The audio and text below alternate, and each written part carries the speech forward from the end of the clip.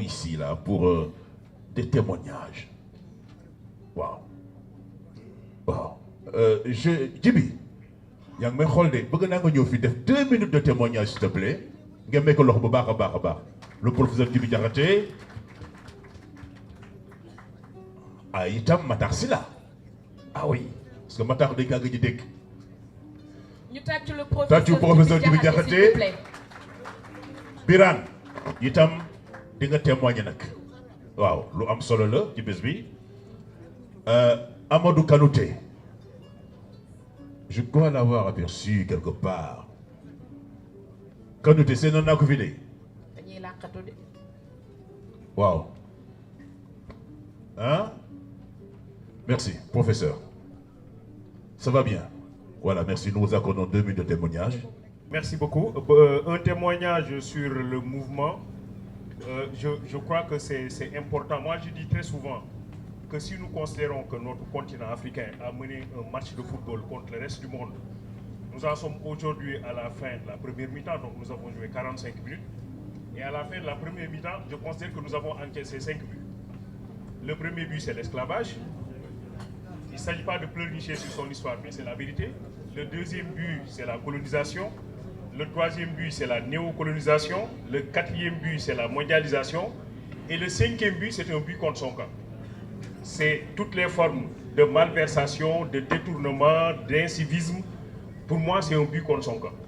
Et que si nous devons faire la remontada pendant la deuxième mi-temps, nous avons 45 minutes pour égaliser et pour remporter le match. Si nous devons le faire, il va falloir mettre l'accent sur le civisme et sur la citoyenneté. Donc, bienvenue pour ce mouvement citoyen. La deuxième chose maintenant, comme témoignage, c'est sur Mamadou Ibra Kane. Je crois que toute la salle va être unanime, que Mamadou Ibra Kane est un homme affable, généreux, ouvert, courtois, intelligent. Ah oui, je crois que cette intelligence, cette agilité dans la gestion de son réseau relationnel, ça c'est Mamadou Ibra Kane. Moi j'étais parti en week-end hors de Dakar, mais je suis venu parce qu'il ne peut pas en être autrement quand c'est Mamadou Ibra Kane qui appelle. Et je sais que beaucoup d'entre vous viennent de loin parce que justement c'est Mamadou, c'est vraiment Mamadou cette ouverture, je l'ai dit ailleurs, je l'ai dit là où il n'est pas. Je crois que c'est important que nous tous nous mobilisions pour le pays, nous nous mobilisions pour le continent, nous nous mobilisons pour l'humain. Je termine simplement, Pape Faye, par rappeler que si au Sénégal, on a toujours considéré que l'humain est au centre du dispositif. Nitay Garabam disent les Wolof. Les Alpulaar disent Neddo ko Bandung. Les Sérères disent Oki no Pogum. En réalité, un humain, on le respecte parce qu'il est et non parce qu'il a. Je vous remercie. Merci, professeur Djibi. Voilà, merci, professeur Djibi. Merci beaucoup. Alors, je vous présente quelqu'un boo xamante ni bokk nañ ci ñi tax aujourd'hui audiovisuel, les métiers de l'audiovisuel toll fi mu toll tey. Il en a fait pour le Sénégal. Il en a fait pour l'Afrique. Il en a fait pour le monde entier. Matar Sylla. Je vous demande de l'applaudir très fort. Monsieur Matar Sylla waay bu baax a baax. Waaw ñi nga xamante ni dañu dégg Matar Sylla qui fut directeur général de la RTS avant mu ñëw RTS am na fu mu newoon kii mooy Matar Sylla et c'est important que xale yi jeunes yi ngeen découvrir ko mi ngi nii waaw merci mon cher ami. asalaamaaleykum mbooloo mi maa ngi leen di nuyu yéen ñëpp ku nekk ci turam ak santam su ma doon lim fii tey du ma ci jóge Sada ngi fii Thierno Zara Amadou Tidiane Wade vraiment lii mooy Sénégal yaakaar naa ne Mamadou tu as réussi quelque chose qui est extraordinaire mooy nga boole si fii ay politiciens ngi fi ay kilifa diine ngi fi ay hommes de médias ñu ngi fi ay citoyens simples ñu ngi fi ay mag ñu ngi fi ay ndaw ñu ngi fi lii mooy Sénégal. Donc je pense que vraiment ce type d'initiative mérite d'être reconnu et salué. Notre pays et ceux qui m'ont précédé la réflexion, Djibi, l'ont dit, on est un peu à la croisée des chemins dans un monde en profonde mutation. où notre pays a des atouts. Notre pays doit jouer son rôle, non seulement en Afrique, mais sur la scène internationale. Et cela est possible. Parce que comme je le dis, l'émergence, c'est tout ce qu'on nous dit, ce sont les infrastructures, c'est tout ce qu'on veut. Mais le point déterminant, la plateforme, la base sur laquelle ces piliers de l'émergence se construisent, c'est le capital humain. Quand je dis le capital humain, ce n'est pas seulement les intellectuels, etc. C'est les Domoudarai, c'est les mécaniciens qui vous leur donner une voiture, ils n'ont jamais fait Saint-Cloud ou n'importe quelle école polytechnique, mais qui vont vous réparer une voiture qui en Europe aurait été mise à la casse. Donc ce que tu fais là est quelque chose d'important. Il est important d'unir les gens. Il est important de partager des réflexions de manière contradictoire, certes, mais dans la courtoisie, dans l'élégance. Et c'est ça un de tes traits de caractère distinctifs. Tu sais les sentiments que j'ai pour toi. Je ne pourrais pas être là pour m'étaler davantage. Je ne me déplace pas pour n'importe qui et n'importe où. Je suis là depuis 15 heures. C'est parce qu'il y a quoi dire, il y a quoi, il y a quoi. Donc je voudrais saluer également toute l'assistance, mon fils Biram, tous les autres là. Comme nous avons dit, Abdou Aziz encore, nous tapons xol yi. Sénégal dañu dox jàmm jàmm du question dañ koy wax kese dañ koy dox ku nekk def joxante cër respectante. Ce pays a des compétences au moment où Dieu nous a donné véritablement du gaz, du pétrole, beaucoup d'autres choses. Et ce capital humain, il est important que nous le préservions. Et cela nous interpelle tous et que chacun joue sa partition. Je vous remercie. Mon cher ami Matar Sylla, merci beaucoup. Léegi nag Mama ku ñu woo. Alors ba tey dañuy wëyal témoignage yi ak message yi. Bii yoon nag ki may jox kàddu gi benn ndaw la. Un jeune boo xam ne mi ngi nekk ci réew mi di fi def lu ñëpp di coow. Un jeune talentueux. Un jeune boo xam ne fa mu nekkoon da koo bàyyi ñëw Sénégal ne damay taxawu réewu Sénégal damay taxawu ndawu Sénégal damay taxawu doomu réewu Sénégal kookoy kan monsieur Birane Ndour. Ah Birane Ngok. waaw c'est vrai li nga wax ni c'est vrai xaw Birane ñu bëri dañ defe ne Sénégal rek la jànge déedéet demoon na ba ci réew naar ya. xam nañ ko de day làqatu. salaamaaleykum maa ngi nuyu ñëpp lii déjà lu ma bett la parce que il n'était pas prévu que ma jël parole waaye ki tax may jël parole pour man jaar na ko muy Mamadou Ibra Kane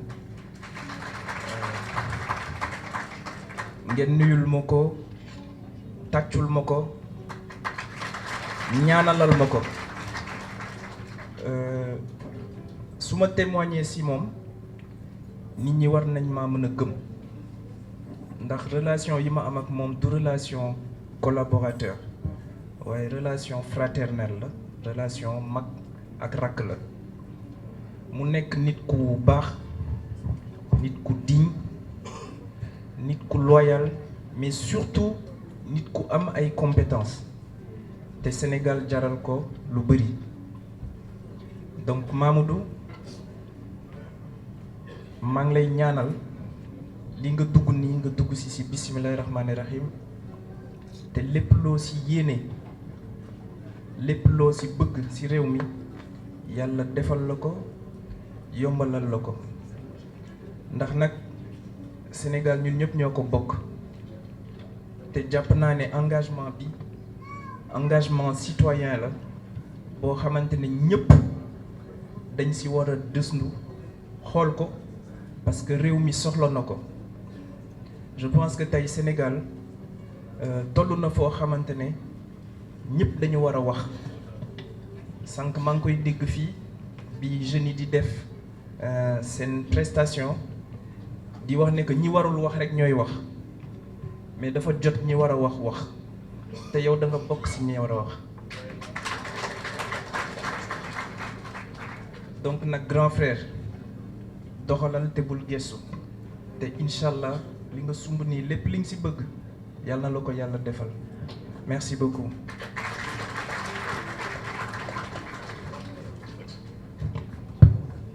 Merci Birane. Alors, nous recevons après Birane Ndour un très grand monsieur, un ancien ministre de la République, ministre de la Culture, qui est écrivain aussi, ce que beaucoup de gens ignorent chez lui. Voilà, notre très cher ami Amadou Tidiane. xam nga wolof yi ñun tukki réer yi yàgg Dakar léegi suñu wolof dafay xaw a saf wolof nee na ku la cëwul bu ca boo caa lu la ci yàggu ci comme Mamoudou yaa ñu ci ñu ca ma gis nag ñi la wër mu di ay xar kanam yu ma miin yu ma sopp Linguère Fall Mamadou Ndiaye ki ci digg bi xàmmeewuma ko Ndumbe nga baal ma ñim xar kanam yu bëri yu ma gis fii ay xar kanam yu ma miin la yu ma sopp la ni ko professeur Diakhaté waxe am na loo sumb nag te yàlla mën na la ci may ndam ndax ñi nga fi dajale yombul maa ngi nuyu sànq sama grand frère Mody Niang te ñëpp xam nañ ne man ak moom suñuy bopp dañuy tàng mais que moom Pape Djibril Fall maa ngi gis Sada Kane ñoom Makhtar Sylla Serigne Boub Zahra Thiam lii mooy le rêve que nous devons tous achever c'est celui de se regarder avec respect, avec considération, avec amour, avec bienveillance. Nous ne sommes que 17 millions. Je disais à ma fille qui est née en 2000, nous sommes nés le siècle passé et nous allons mourir le siècle présent. Ce pays est un beau pays. En 1971, quand j'étais en 4e, nous étions 4 300 000 habitants. Samay morom yi fi nekk xam ngeen loolu. J'étais avec Makhtar Sylla au lycée Blaise Diagne. Nous étions 4 300 000 habitants. Aujourd'hui, nous sommes 17 millions. Et nous nous entassons sur une presqu'île. Ñun ñëpp dañ fi juux rek dëkkuñu fi. Fii lébu yee fi dëkkoon. Ñu fekk leen fi ñu yaatal ñu nag. te dees koy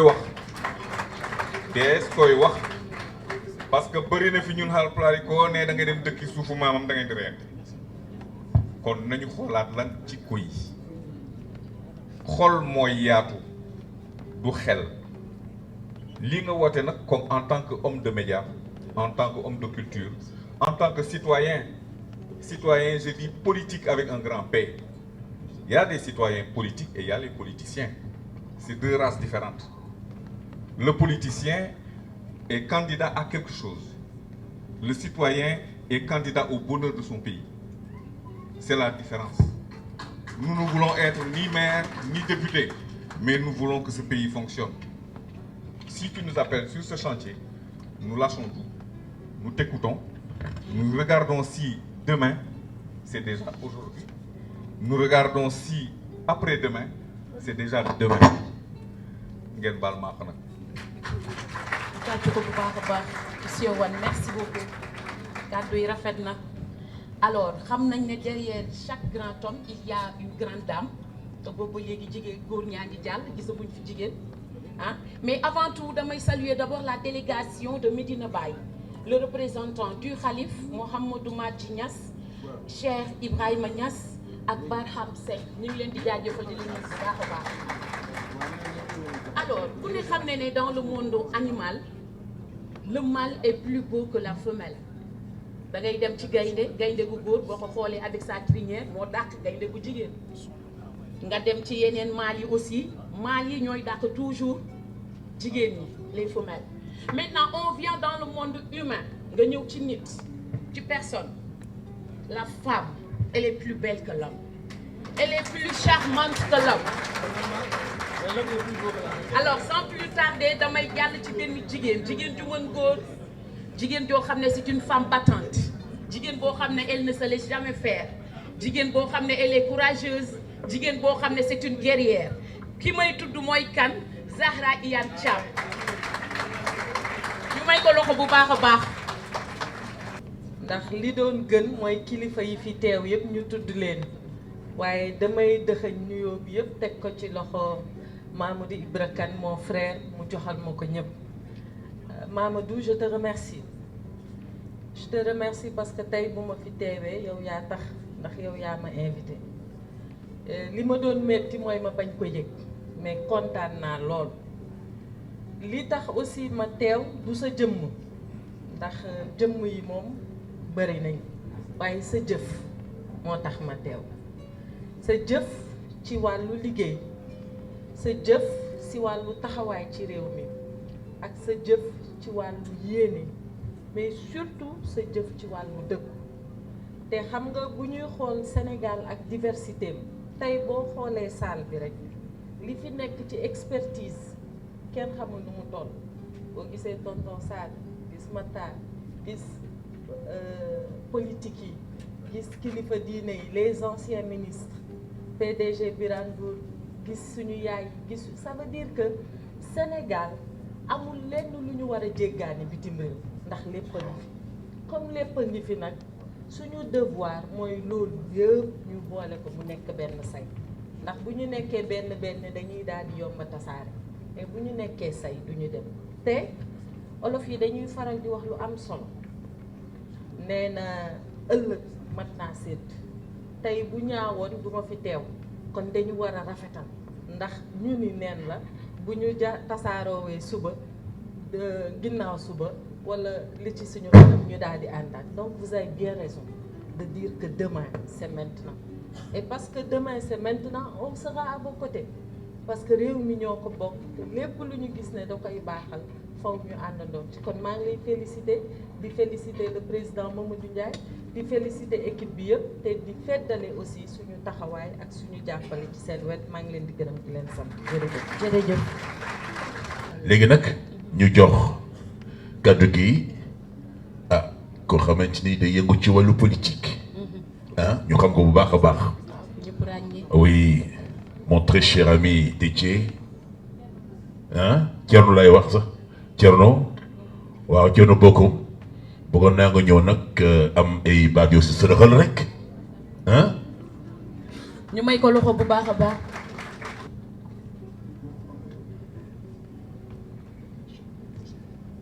maa ngi nuyu ñëpp ñu fi teew tey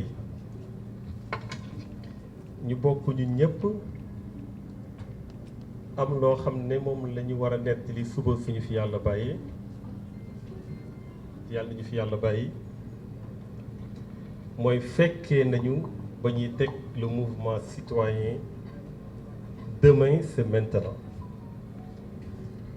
dama faral di wax ne am na moment yoo xam ne looy def pour mën ko fekkee rek def ko ndax brique bu ñu teg la te soo xamee ñan ñoo ko teg xam nga ne fu muy mujjee mooy njëriñ pour askan wi moo tax suñu ñëw fii mbégte la ñu ñëw répondre à l'invitation de notre grand frère et ami Mamadou Ibra Kane fekk ko ak collaborateur yi fekk ak invité yi fi nekk yépp di leen nuyu bu baax di wax rek ne demain c'est maintenant du peut-être trouvaille bu extraordinaire yàgg nañ ko peut-être dégg l'idée de génie mooy ñu jox ko turu mouvement citoyen c'est-à-dire lu olof naan wax yomb na waaye jëf moo jafe wax bi ñu ngi koy wax waaye ñoom dañoo jug pour jëfe ko retrousser les manches, commencer maintenant et c'est là où se trouve l'idée de génie te loolu nag su dee ñi ko war a def parrain bi particulièrement ñu xam ko muy Mamadou Ibra Kane damay wax ne Sénégal am na ñoo xam ne ci seen parcours ci seen taxawaay lépp war nañ leen ci xajal ñu dugal seen loxo parce que suñ ci dëgalee seen loxo seen xel mu sell seen patriotisme bu mat sëkk ñu wone ko à tout moment lu baax rek moo fu mën a ji lu baax rek moo fu mën a baawaan lu baax rek moo fu mën a am moo tax suñu xamee Mamadou Ibra Kane ci média muy def information di ibil micro ay nit di orienter ay questions ba yu bari di leer Mamadou Ibra Kane boobu lépp lu mu jël comme initiative suñu xel war na ci dal moo tax dañu koy féliciter si lu mu bëggee retrousser les manches maintenant, commencer maintenant dans une démarche citoyenne. Donc loolu ñu ngi ko si encourager di ko si féliciter bu baax di féliciter ñu ngi si àndal ñëpp le président Mamadou Ndiaye ak collaborateurs yi di wax rek ne di ñaan vraiment lii ñu sumb yàlla matal ko bu baax a baax a baax luñ si jublu yëpp yàlla defal leen ko yàlla su leen ko defalee xam nañ ne Sénégal la koy defal su boobaa asalaamaaleykum wa rahmatullah. Merci beaucoup. Merci Thierno. Merci, c'est gentil. Alors Mama Diop, avant que nous passions au prochain orateur, je voudrais saluer deux éminents intellectuels, Hamidou Sall, Hamidou Anne, Nifi. Nous avons Abdoulaye Racine Kane, directeur de cabinet Karim Wade, Nifi. Mohamedou Ndiaye Goro, voilà. Salé Bigué, nous avons eu beaucoup de waaw nuyu naa la Sall xam naa ne jotaay bi xam naa ne moom suñ la joxul parole moom dana métti moom il faut que ñu géwéliser un peu mais ci kanam tuuti ah d'accord voilà c'est lui qui a créé le verbe géwéliser Sall Bigué ah bon d'accord le prochain orateur. ba tey ci témoignage yi ak message fort yi duñ ci doyal daanaka dañuy jàllaat ci ki topp rek. mooy monsieur Cheikh Mbow bu ko si dee monsieur Cheikh Mbow ñu may ko loxo. jërëjëf salaamaaleykum mbokk yi ñoo ngi sant ñëpp di gërëm ñëpp sànq muy dugg dama daje kenn koo xam ne c'est un acteur bi nekk ci parti politique yi li ma laaj xëy na bëgguma wax turam ndax xaw ma ndax dana ko dee xam déet mais sëñ bi looy def fii loolu la ma laaj ba bëggoon ko tontu nag fii si kanamu ñëpp li ma fii def mën naa ko tënk si ñetti mbir bu njëkk bi mooy remerciement. sant nit képp ku la fonk donc ko war a delloo fonk Mamadou nag ñoo fonk ñoo ngi lay sant bu baax bi ñu xamanteeg léegi ëpp na 40 ans ñoo defandoo collège 83 84 lu ko wax na ko sànq mais boobu ba léegi li ñuy tuddee coloré mu nekk une valeur am na ko donc remerciement pour ça. remerciement parce que aussi il faut que homme politique yi xam ni dañoo jël ay options yu bokkul kii nee na moom day nekk syndicaliste am na droit. est-ce que kii dëkk homme politique moo ko ëpp njëriñ kii ne moom moo ngi ci monde de développement ONG keneen ki ne moom moo ngi nekk mouvement citoyen keneen ne moo ngi nekk parti politique il faut qu'on comprenne que c'est ensemble qu'on peut construire le Sénégal nous pouvons avoir des options différentes mais nous devons apprendre justement à co-construire mais pour co-construire Mamadou il faut casser les murs il faut décloisonner de sorte que bu ñuy wax éducation qu'on voit derrière la santé qu'on voit l'environnement il faut décloisonner entre les acteurs ba bu ñuy décider ñu am benn catégorie d'acteurs bu yaakaar ne yaa njariñ sa morom il faut décloisonner entre les systèmes ba ñu xam ni ki nekk ndongo daara ki jóge ci école classique bi nan la ñu war a mën a commencer donc décloisonner nous permettra de co-construire donc merci pour ça. jërëjëf. notre conviction c'est justement moo bokk na si ñaari ñëw bi nga xam moo ñu fi indi suñu ngëm-ngëm mooy mënuñu tabax lenn te jaaraluñ ko si capital humain nit mooy tabax d'autant que ñoo ngi nekk ci benn monde bu turbulent avec ces crises crise sanitaire crise sécuritaire crise humanitaire donc il faut ñu am beneen façon sénégalais boo xam ni li muy liggéey ak li muy def da koy permettre mu am ay outils boo xam ni lenn lu ñëw leen bu ko bett donc nous vous invitons le mouvement citoyen Demain c'est maintenant à investir davantage sur le capital humain cela est notre conviction dans le système et enfin espoir que li nga xam ne juddu la fi tey da ngay invité ñu te ñu nekk témoin nous on a décidé de ne pas être dans les partis politiques c'est une décision c'est une option nous souhaitons que mu nekk un espace de réflexion profonde un espace boo xam ne du ñu écarter kenn du ñu isoler kenn un espace où on écoute tout le monde mais où on a une attention particulière sur les plus vulnérables les plus faibles ceux qui sont plus en difficulté c'est cela notre message nous vous remercions encore une fois. Merci en tout cas pour tout ce que vous faites dans ce domaine-là. Alors ñu ngi nuyu toute la famille de Bokk Diawé, Nafissatou Gueye, Rokhaya Sow et Latifa Diack tàggul seen bopp, Hamidou Sall PCA immédiat, Issa Sall, Baye Omar Gaye, Abdoulaye Bokoum. ñu ngi nuyu ñëpp vraiment. Alors am na nag benn film bu ñu defaroon boo xamante ni bi je pense que si la régie est prête, voilà, nous pouvons balancer l'élément s'il vous plaît.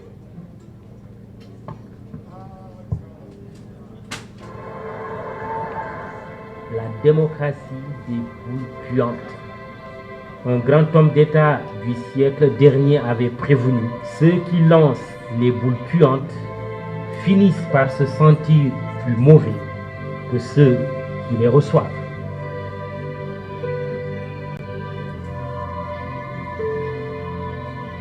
Au-delà des situations et des épreuves, tous les êtres humains veulent vivre dignement dans la paix et dans un environnement apaisé. La grande peur du lendemain et la sourde inquiétude des populations sécrètent frustrations et colères de toute nature. Il est dès lors dangereux de laisser la furie l'emporter sur la lucidité, le désordre et le chaos sur la vie civique et la paix sociale. Les autorités ne peuvent plus se désintéresser des conséquences des décisions qu'elles prennent et qui impactent la vie des citoyens. Demain, c'est maintenant, invite à un mode de gouvernance du Sénégal et de l'Afrique, fondé sur nos aspirations et notre vision de l'avenir. Demain, c'est maintenant, incarne des valeurs de solidarité, de travail, de paix et de culte du progrès. Co-construisons le Sénégal. Demain, c'est maintenant.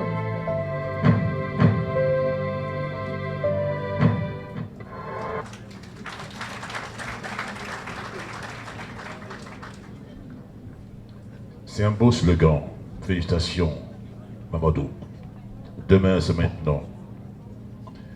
Alors, Pape nga baal ma rek damay remercier famille Bokki Diawé, Agnam Sivol ak Thilogne. Mamadou mi ngi leen di remercier bu baax a baax. Voilà, merci Maman. Maman, merci beaucoup. Alors, mesdames et messieurs, c'est très important le Tifas Binidium, qui se trouve être la lecture de la profession de foi. Nous appelons Ndoumbe Sakhoba, secrétaire général du mouvement, sous vos applaudissements. Merci. Demain est un mouvement citoyen. De par sa forte conviction, il s'investit comme acteur de changement et fonde sa démarche distinctive sur une profonde immersion dans la société sénégalaise. Demain privilégie une démarche saisissable, claire et simple, avec une offre pragmatique pour le différencier. Demain se veut une réelle volonté d'asseoir sa notoriété et sa crédibilité par le sérieux de son travail. Demain entend être une synthèse du Sénégal, de nos ancêtres à nos jours, sans ignorer deux des plus grands crimes contre l'humanité que sont la colonisation et la traite négrière. Demain est surtout héritier des systèmes de Léopold Sédar Senghor à Macky Sall, en passant par Abdou Diouf et Abdoulaye Wade. Un héritage conscient et assumé, mais nécessairement à repenser. Fiers d'être sénégalais, nous sommes également africains et universels. Fervents croyants, nous sommes profondément ancrés dans nos traditions et valeurs ancestrales, en référence à nos héros, héroïnes et modèles. Valeurs, oui, l'heure est venue de gouverner le Sénégal sur nos valeurs et non sur nos vices, sur nos qualités et non sur nos défauts. C'est ce Sénégal fondé sur nos réalités que nous voulons vous proposer. C'est ce Sénégal fondé sur nos réalités que le mouvement citoyen Demain c'est maintenant veut vous proposer. Oui, pour un Sénégal qui s'appuie sur hier, se fonde sur aujourd'hui et se projette sur demain avec des exigences de cohérence. Nous avons besoin de réformes courageuses. La refondation de l'État, de la République et des institutions s'impose. Nous sommes convaincus que la décentralisation et la déconcentration du pouvoir doivent être renforcées. La gouvernance du mouvement citoyen Demain sera participative et inclusive en valorisant la créativité de chacun, de chacune, de toutes et de tous. Demain favorise l'essor d'une démocratie qui nécessite l'enracinement, la confiance. Un monde est en gestation, il est à inventer. Le temps de la refondation est arrivé, mesdames et messieurs. Nous réclamons ici et maintenant notre droit d'inventaire pour nous projeter résolument dans le futur. L'Afrique est assurément le continent de l'avenir, le continent de demain, et demain, c'est maintenant. Demain considère la référence systématique aux indépendances formelles comme un piège. Notre repère va au-delà des années 60. Notre histoire plonge ses racines dans ce que nous sommes et ce que nous ne devons jamais cesser d'être. C'est par cette forte conviction que nous serons les dignes héritiers de William Dubois, Kwame Nkrumah, Gamal Abdel Nasser, Julius Nyerere, Habib Bourguiba, Houphouët-Boigny, Léopold Sédar Senghor, Amani Diori, Sylvanus Olympio, Mamadou Dia, Cheikh Anta Diop, Patrice Lumumba, Nelson Mandela ou Amadou Mokhtar Mbow, etc. Ainsi, ensemble, la main dans la main, nous tisserons des liens et nous bâtirons des ponts. Les liens sont là et n'attendent qu'à servir notre projet commun de société. Demain, le mot est enfin lâché. Demain, le Sénégal debout. Demain, c'est aussi hier. Demain, c'est surtout aujourd'hui. Demain, c'est maintenant. Le Sénégal de demain que nous allons construire avec vous se veut prospère, paisible, stable, harmonieux, parce que multiculturel. La démocratie et la République seront consolidées. L'État de droit sera renforcé avec une réelle séparation des pouvoirs. L'État sera fort. La nation sera plus que jamais une et indivisible dans sa diversité assumée et assurée. L'intégrité du territoire sera préservée au prix de l'amour de la patrie et du don de soi qui irrigue les veines de chacun et de chacune, de toutes et de tous. Demain sera érigé en culte, avec l'action au cœur. La culture du résultat et le travail bien fait, voilà ce qu'il nous faut. Si nous le voulons, c'est parce que nous le pouvons.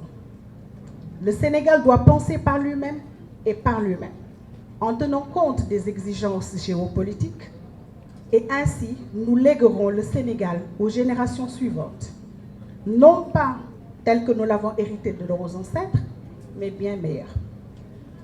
Tel est l'enjeu, tel est notre défi, telle est notre ambition, telle est notre vision, telle est notre profession de foi. Notre vision que nous voudrions loi de la République s'adresse à tous et à toutes. Les fondamentaux devraient faire l'objet d'un consensus large et fort. Nous avons l'obligation de nous entendre sur l'essentiel. L'altruisme en bandoulière, les fruits du baobab seront récoltés par les générations actuelles et futures, que sont nos enfants, nos petits-enfants et nos arrière-petits-enfants. Nous, demain, engageons les Sénégalaises et les Sénégalais dans une nation diverse et unie à œuvrer à la co-construction d'un Sénégal de paix et de progrès.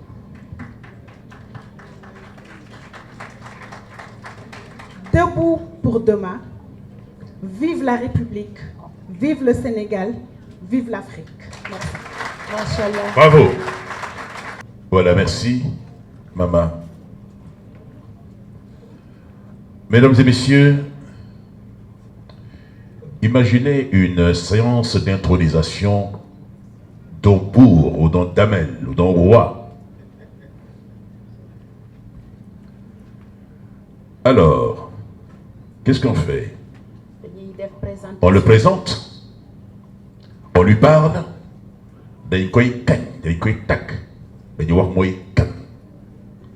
nous appelons Aïssatou Fall. Aïssatou Fall mu defal ñu présentation bi C'est la présentatrice. Pour bi nag xamaguñu ko.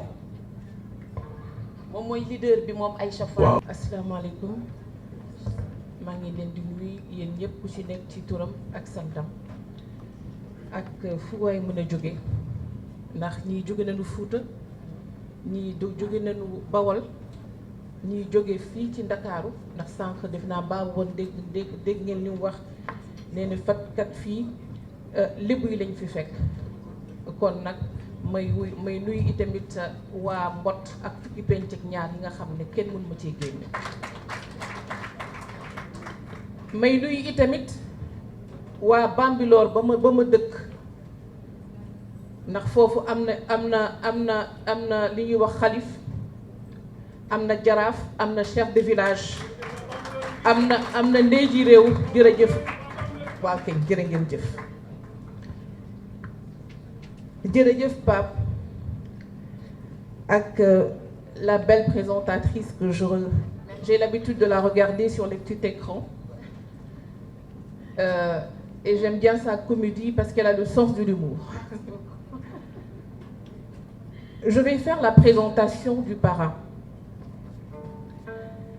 Mesdames, messieurs, mesdames, mesdemoiselles, messieurs, grade et qualité, tout protocole respecté, honorables invités, mesdames, mesdemoiselles et messieurs, amis proches et parents. Au-delà des situations et des épreuves, nous voulons vivre dignement et dans la paix. Oui, vivre dignement du fruit de notre travail dans un environnement apaisé. Il est aujourd'hui impensable, voire dangereux, de laisser la furie l'emporter sur la lucidité, le désordre et le chaos sur la vie civique et la paix sociale. Demain, c'est maintenant, projette des changements de méthode en favorisant un dialogue constructif basé sur des consultations citoyennes. Mesdames, mesdemoiselles, messieurs, cet extrait de la profession de foi que vient de vous lire notre secrétaire général résume la substance de ce qui nous réunit et plus fort encore de ce qui nous unit, unis pour la même cause. Le mouvement Demain n'est pas une aventure individuelle, il est le fruit d'une longue maturation, de réflexion et de concertation pour rallier des compétences d'hommes et de femmes comme quoi, si tu veux aller vite, marche seul, mais si tu veux aller loin, marche ensemble. Demain est un mouvement citoyen que nous avons minutieusement couvé et aujourd'hui nous avons décidé qu'il était temps de le porter sur les fonds baptismaux car la gestion fut longue. Oui, elle fut longue pour nous permettre à la fois d'en dessiner les contours et d'identifier un profil. Identifier celle ou celui qui porterait ce projet. Plusieurs noms nous ont traversé l'esprit. Il nous fallait un profil au-delà de ses compétences, avoir des épaules larges et une forte volonté à s'engager pour apporter sa pierre à l'édifice national. Oui, le temps de l'engagement est celui de l'urgence et de l'efficacité. C'est aussi le temps du don de soi pour une cause bien plus importante que nos destins de mortels. Nous l'avons identifié et surtout convaincu. La tâche ne fut pas facile, pas du tout. Qu'est-ce qui fait un bon dirigeant? Est-ce une question de qualification, de réseau, de tempérament ou tout simplement d'être la bonne personne à la bonne place et au bon moment? Celui que nous avons choisi vous est familier. Tout le monde, semble-t-il, le connaîtrait. Mais attention, comme disait l'autre, ce qui est connu parce qu'il est connu n'est pas du tout connu. Traduisez. Ce que l'on croit bien connaître parce qu'on croit bien le connaître n'est pas du tout connu.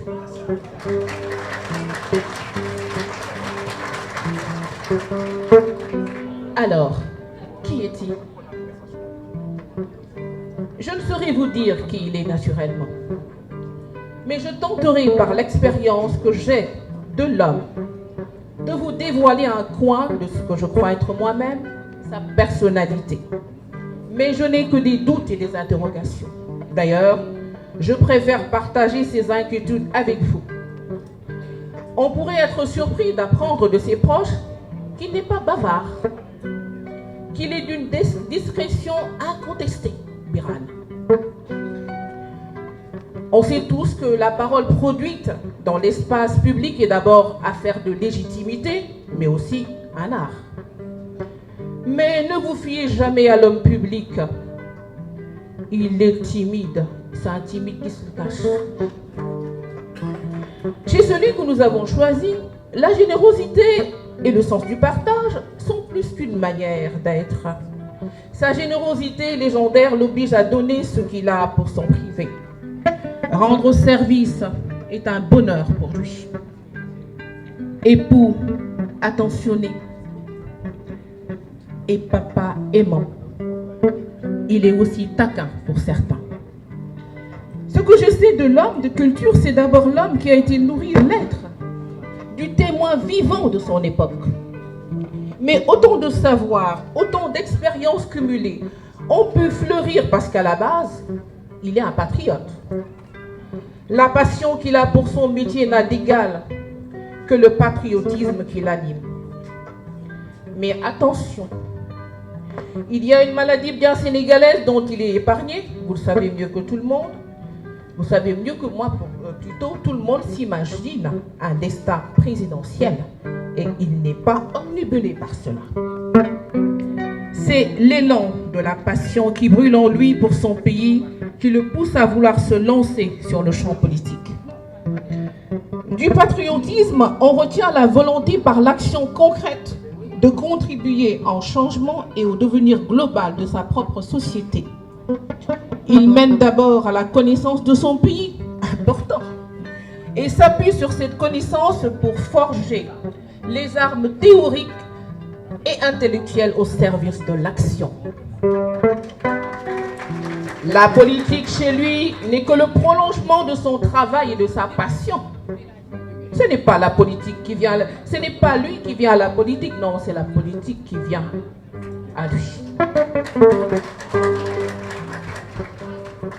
Enfant, il aimait écouter la radio. Il ne ratait aucune information. Alors que ses camarades jouaient au football, lui, il préférait jouer au reporter. Cela prouve que le métier qu'il a choisi n'est pas juste un gagne-pain, mais bien une vocation, un sacerdoce. Martha Silla. Il a appris doublement et a fait le chemin de Descartes. Oui, il a appris dans le monde des livres, bien sûr, mais également dans les grands livres du monde. Un homme cultivé et une tête bien faite. Machallah. Il aurait décliné plusieurs propositions d'aller exercer tranquillement et de bâtir son îlot de sécurité, mais la fibre patriotique qu'il a héritée quelque part, et spirituellement de ses parents, parce que le monde d'où il vient est un monde où le patriotisme et le sacrifice pour les siens est une valeur éminente. Benjamin de sa famille, il était aimé, protégé par ses parents et couvé par ses aînés. Notre monsieur est un talentueux homme de médias. Mamadou Ibra Kane est imbu de ses valeurs et il sait également ce qu'il n'est pas. En effet, il y a dans le journalisme l'idée d'un bien commun à partager au plus grand nombre, d'une mission de service public. Je suis fille de journaliste. C'est vrai que ce n'est qu'une continuation quand on fonde son métier de journaliste, parce qu'on a l'habitude de dire que le journalisme mène à tout. Mais chez lui, le journalisme ne mène pas à tout, hein? Pas du tout, des dettes. N'oublions pas, le journalisme est un vecteur de régulation de notre société. Et croyez-moi, l'argent investi dans un groupe de presse aurait fructifié davantage ailleurs. Investir dans un groupe de presse n'est pas le moyen le plus sûr ni le plus rapide pour s'enrichir. C'est encore une leçon de patriotisme. Parler de Mamadou Ibra Kane, c'est parler d'un homme, d'un père pour certains, d'un enfant pour d'autres, d'un frère, d'un ami, d'un collègue ou d'un journaliste et écrivain pour la plupart des Sénégalais. Parler de Mamadou Ibra Kane, c'est parler d'un homme de grande valeur. Valeur, oui. L'heure est venue de gouverner le Sénégal et l'Afrique sur nos valeurs et non sur nos vices.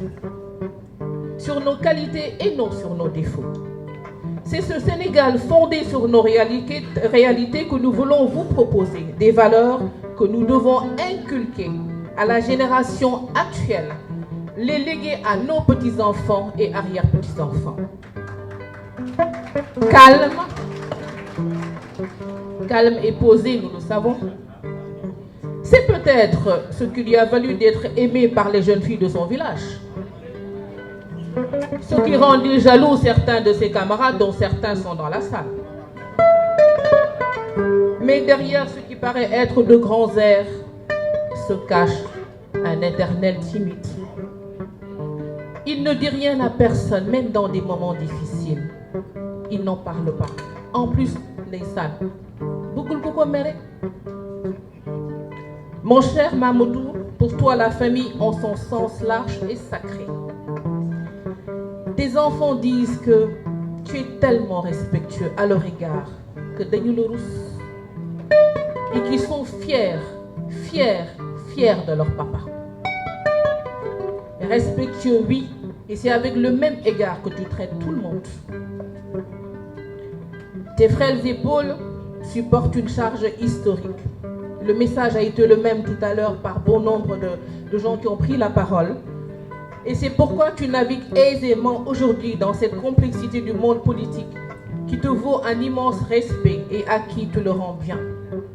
Ton urbanité, ta courtoisie et ton ouverture te valent des amitiés transpartisanes, discret et peu bavard. Des qualités importantes. Mais attention, qui s'y frotte si pique. Aïe beaucoup l'année. Aïe beaucoup l'année.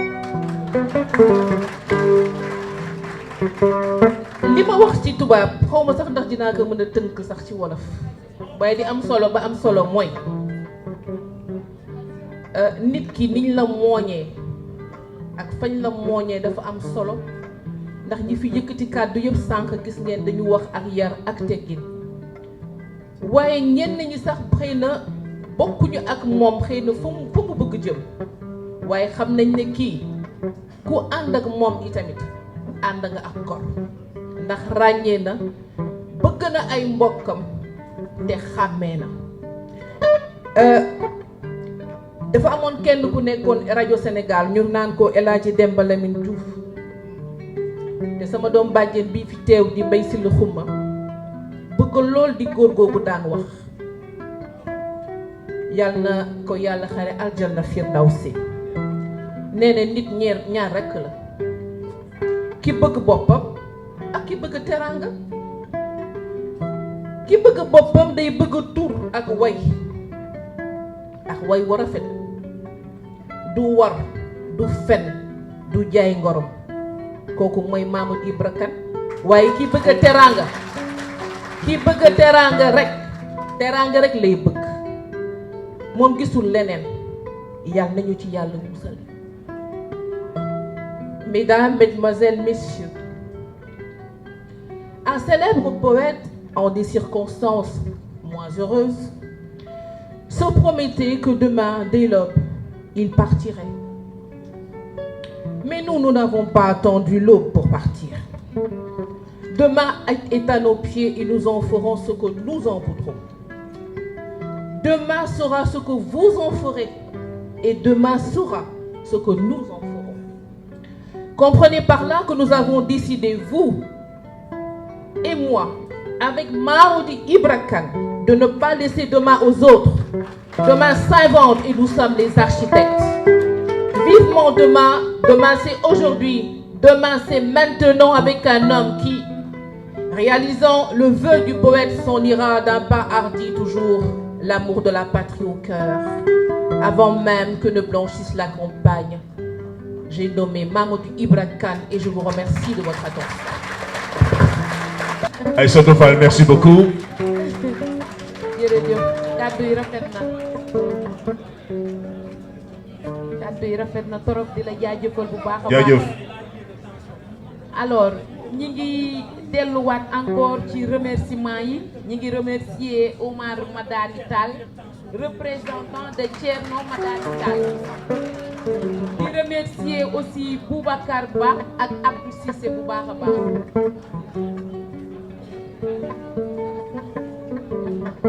Voilà, merci beaucoup. Baboulaye, yëkkatil buum bi fa nga tegoon sànq.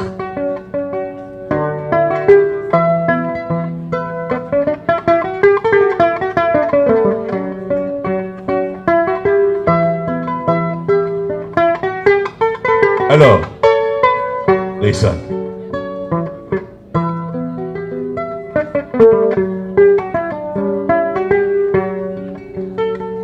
Ah, Malick Gawlo yëgsil.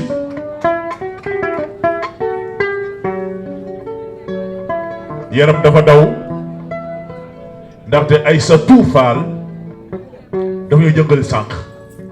Elle a un lyrisme foudroyant. Nous avons eu des frissons dans le corps, dans le cœur.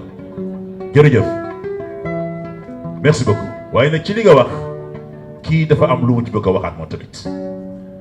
laata ñu dem ci Jalba. Merci beaucoup. Malick. Bon kay so tawi en darima ɗo eɗen kaala e Mamoudou Ibra Kane tanko da Adama Aïssa Ilimane Siré Samba Demba Ali Moutar Mamoudou an kay sa noddi ɗum ɗo heewi a wujjani yumma ngar magu a wujjani bamma ngar magu tabalde nde nani nder galle bamma ha joni bamma woni joom wuro bamma rutti woni almani damane Mamoudou Ibra Kane buwote fok Sénégal yeppu dañolo moom mooy tankoɗɗo Adama Aïssa Ilimane Siré Samba Demba Ali Moutar Toro Jange Juule wujjani laamu wujjani bindi mooy borom bëgg jawe mane papay Mamoudou Ibra Kane moo nekk chef de village mu wëlbatiku mu nekk almaami dono almaami mooy papam bëgg jawe nag nga wax boy naaji nga wax ciweel nga wax asalem nga wax ndar nga wax aynumaaji loolu mooy bëgg jawe saaburo gooboɗo mo baccan sukaaɓe ko Adama Aïssa Ilimane Siré Samba Demba Ali Moutar toroɗo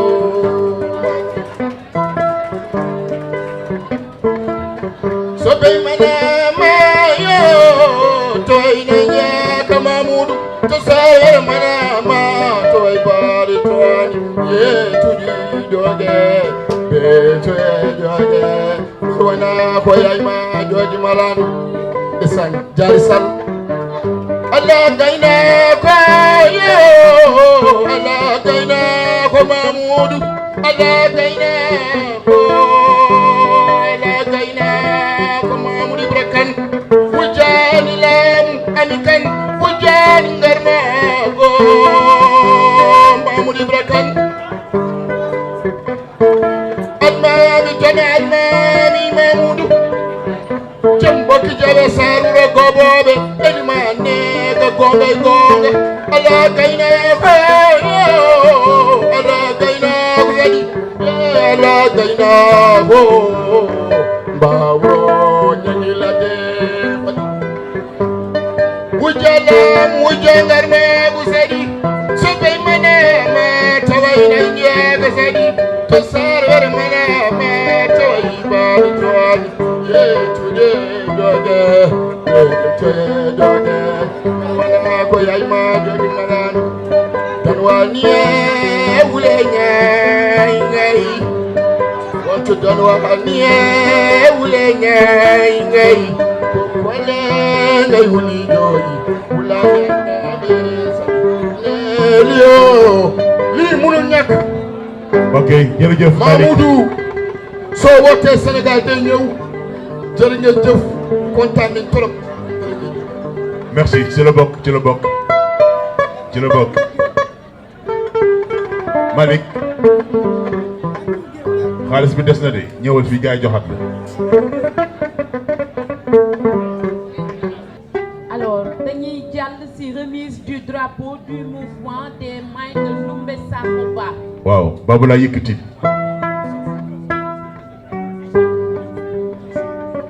Ndoumbe ngoog war a yëkkati drapeau bi nag ndeysaan war ko joxe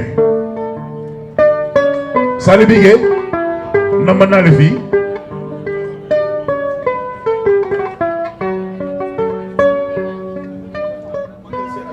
waaw waaw ñu may la nga sëlëxal ci nag ñaari baat rek instant bii joxe drapeau bi jërëjëf merci.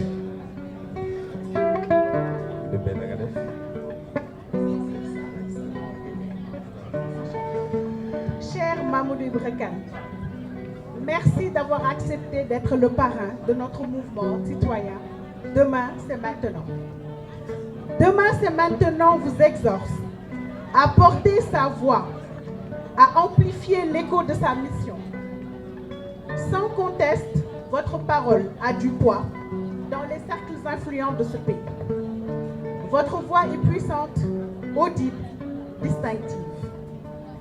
Visage de la tranquillité, vous incarnez l'espoir d'une jeunesse en quête d'authenticité, d'équité, de justice sociale et de transparence. En vous se fédèrent des destins en quête de sens et des potentialités en voie d'éclosion. Le temps, la conjoncture et les circonstances vous accompagnent. Cher Mamoudou Ibra Kane, merci de me rejoindre sur ce podium.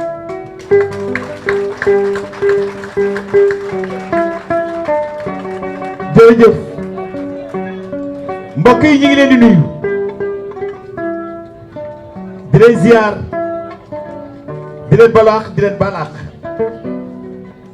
di wax ni tey bis bii dafa am lu muy symboliser di nuyu ñi fi nekk ñëpp nag su ma soppee boo xam ne maa ngi koy soog gis tey muy monsieur Makhtar Sylla maa ngi lay nuyu bu baax dama la yàgg sopp nga liggéeyal réew mi ba bi ma yeggee ni yóbbu nañu TV5 nga liggéey fi liggéey bu rëy dama la yàgg sopp yàgg naa la topp nag maa ngi lay nuyu bu baax di nuyu le grand Sada Kane di nuyu sunu jigéen sunu xarit Zahra Iyane Thiam di nuyu assistance bi yëpp di nuyu ak sama doom le directeur général Birane Ndour nee naa doon directeur yomb na waaye sa baay def le directeur moo yomb waaye ki ñu fi dajale tey sànq ci biir discours yi am na ku wax muy gawlo bi xawma lu mu làkk waaye wax na lu baax nee naa sax nañ ma defal tradition bi waaye daal xam naa ne wax na lu baax ci biir wax ji dégg naa ko mu ni Codé Adama Aïssa Iliman Siré Demba Ali Muxtaar loolu kon ko wax kon nga ñibbi kër Cheikh Omar Fouti kii di Mamoudou Ibra Kane li gën a jafe ci Sénégal yàlla sunu borom defal na ko je touche du bois mooy nit ñi wekk nañu ko Mamoudou yéwén na ci alalam mais dafa nay ci deram nit da nga war a yéwén ci sa alal mais nga nay ci sa der nay ci sa der mooy lan na nga fexe ba benn kenn du ci am teg benn tâche bu ñaaw Mamoudou liggéey na loolu ci boppam.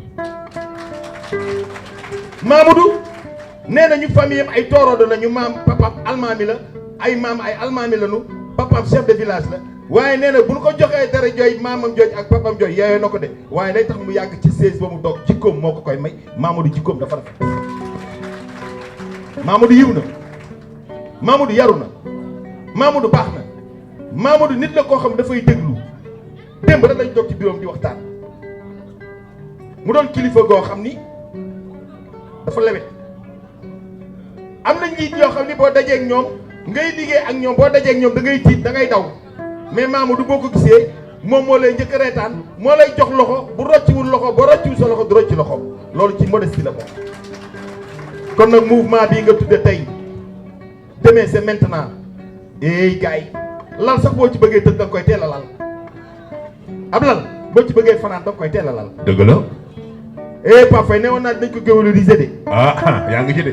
tey la ñuy defar suba waaye dañu ni ku sa suba baaxul sa tey moo jagul balaa ngaa jagal sa suba sa tey da nga koy def bu mu baax allahumma salli ala sayyidina Muhammadin wa sallim jërëjëf. jërëjëf mon cher ami fantastique. Cher Mamadou. jërëjëf Sali Bigué.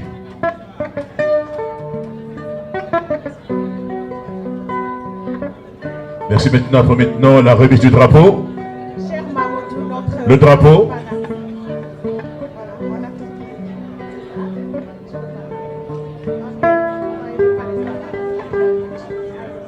jërëjëf Babou dama bëgg nga dem ci Bajur ou Tara.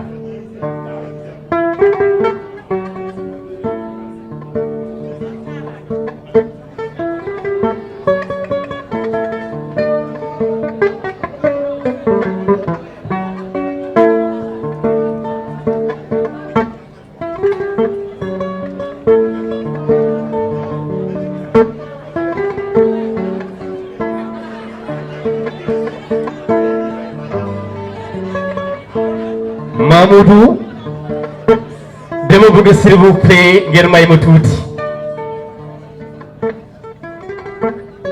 ku ñu taxawal nii maa ko tuddee l'homme de valeur, l'homme de dignité, l'homme de personnalité, l'homme de bonheur. Mamoudou Ibra soxla Elimane Boubacar kuy maamam. Elimane Boubacar mooy sa maam mooy borom Damas. Cheikh Oumar Foutiyou ko daada may Silimaan Siré Samba Dembaali Moutar Cheikh Oumar bu may dem jihaad di dem di taggu ji kenn la demoon taggu ji mooy Elimane Boubacar mooy sama buy wut askor Mahmoud la nee nañu boo gisee góor bu dëgër lool jabar ju baax moo nekk ci wetam. Merci Fifi Kane. Merci Dina Madina Tall.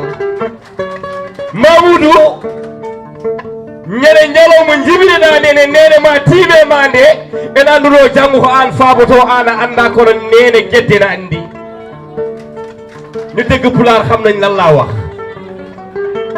pap mani at ba Mamoudou bu ma juddoo ndeyam bu ko tiimee xamoon na suba dina sauver ñu bëri Mamoudou xamul kono yaay gedde xam na ko doomi c'est maintenant même booy tàggatoo nit ki da nga wax doomi wala ngeen ko maintenant dinaa ko def léegi tooroɗo Samba Ngari jama njuule jangi hammadi wuro hammadi galle lamɗo gorko mbi tabalde ɓolɗi tawi laamu satti laamu mo jombani lamɗo gorko wodirowo sikeji lallitirowo kayita joom ko somen ndi yumum jingani dewo buggen tacciro Mamoudou Ibra sohna Elimane Boubacar dewa deggol dara de dama bëgg ngeen jóg leen s'il vous plaît onere Mamoudou Ibra soxna Elimane Boubacar tooroɗo Samba Ngari jama njuule jangi lamɗo gorko mbi tabalde ɓolɗi tawi laamu satti laamu mo jombani pap waaw damay daana rek Mamoudou li nga def nii def nga lu am solo président Mamadou Ndiaye merci def ngir réew mi Sénégal benn bopp la kenn mënu ko xar ñaar doomee c'est maintenant dafa loo xamante ni day yàq réew mi déedéet booy wax tudd journaliste yi réew mi Birane wax na ko sànq nga di Mamoudou Ibra soxna Elimane Boubacar merci yaa jogoro jam jërëjëf merci beaucoup ñi bëgg wax bari nañ macha allah parce que jëmm ji daf ko jaar waaye dañu am bon temps bi dafa ñu xaw a tënk suñu sañu itam sunu mbokk mile sunu xarit bile itam sànni ci benn minute rek benn minute waaw ñëwal waaw bàyyi mu teelu micro bi.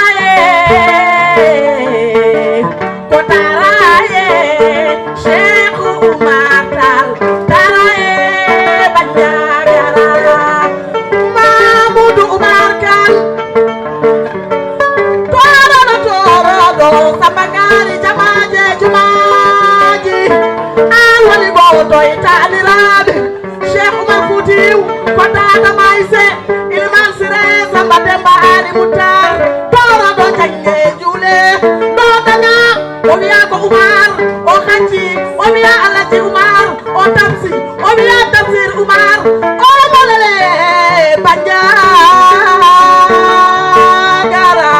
taraye Cheikh Umar ko taraye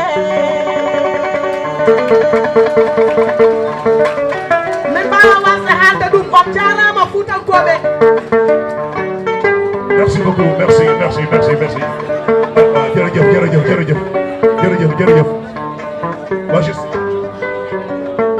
Ah. Bon.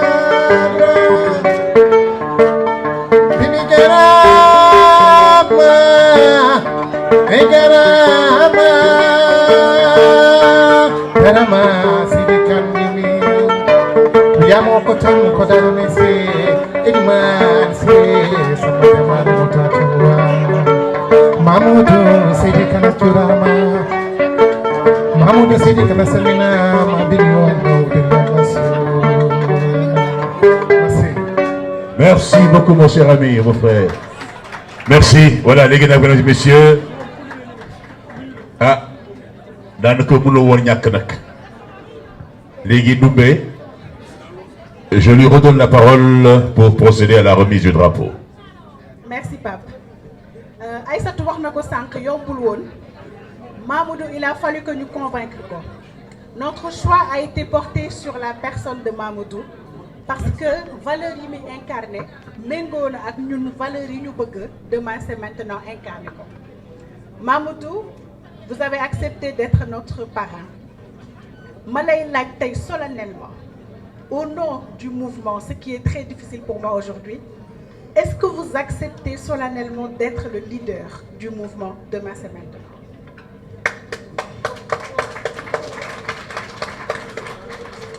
Oui, j'accepte.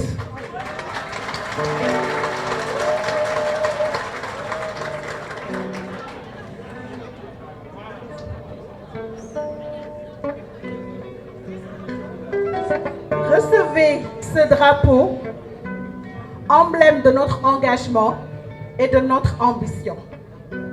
Vous êtes prêts, vous avez dit oui. Nous sommes convaincus que vous êtes prêts, mais sachez que demain c'est maintenant, les aussi. Merci.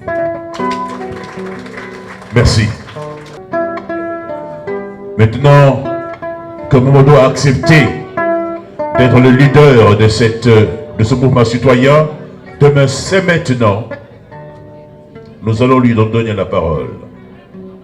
Kon nag Mama. waaw daanaka egg nañ ci cappaandaw dañuy def rek jox parole bi à Mamadou Ibra Kane, le leader du mouvement Demain c'est aujourd'hui. ñu tàcc ko bu baax a baax a baax. may leen ko mu wax Mamadou Ibra Kane, vous avez la parole. Merci beaucoup. Merci beaucoup. Asalaamaaleykum. maa ngi leen di nuyu di leen gërëm di jiital ci nuyo bi samay mag waaye samay waajur lañu ginnaaw sama ñaari waajur yu ma jur nekkatuñu fi ñoom ñooy waajur yi di imam Mamoudou Racine Thiam mi fi toog ak soxna Mariam Baba Kane Huley Baba Kane Aminata Baba Kane Bokar Baba Kane di ci teg soxna yi soxna Fatou Sada Kane soxna Madina Madani Tall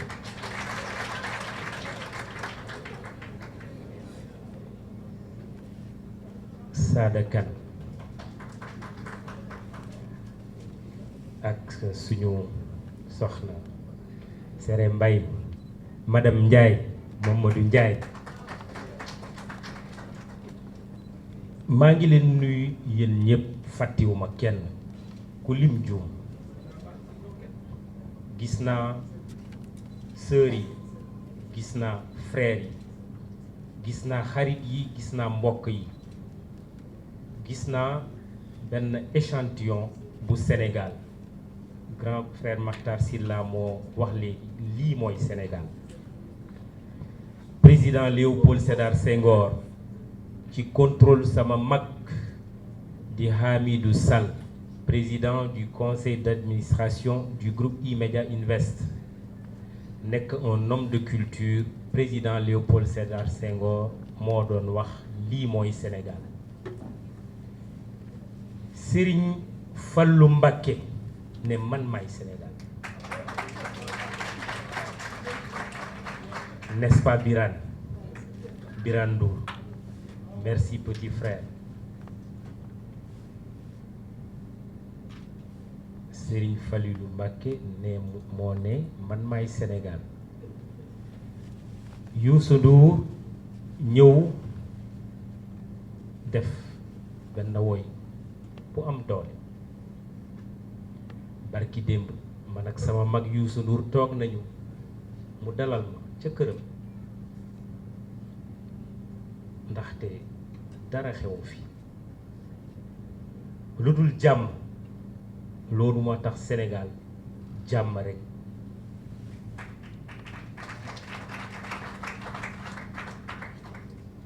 ah question yi bari na am na ñu ne ah journaliste moom li muy def ci mouvement citoyen ñenn ñi wax mouvement politique mais dama am sama benn rakk barki démb mu ñëw sama bureau ñuy waxtaan mu ne mais baykat bi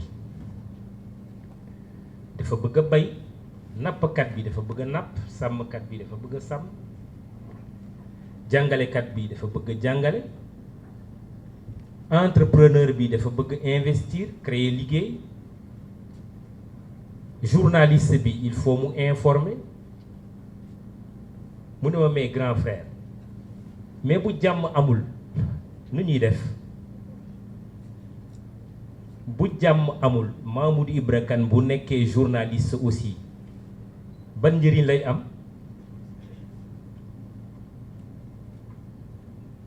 te nag ñu gis ne média li mu mën defar te mu bari lool waaye li mu mën a yàq itam bari am na benn rajo bu siiw mais comme nuñ koy waxee tristement célèbre donc tey jii bu ñu ñëwee nangul leen ni mouvement de citoyen bi bokk ci ngeen tàbb ma ngeen ne naa ko jiite mënuma def lu dul wax ne nangu naa ko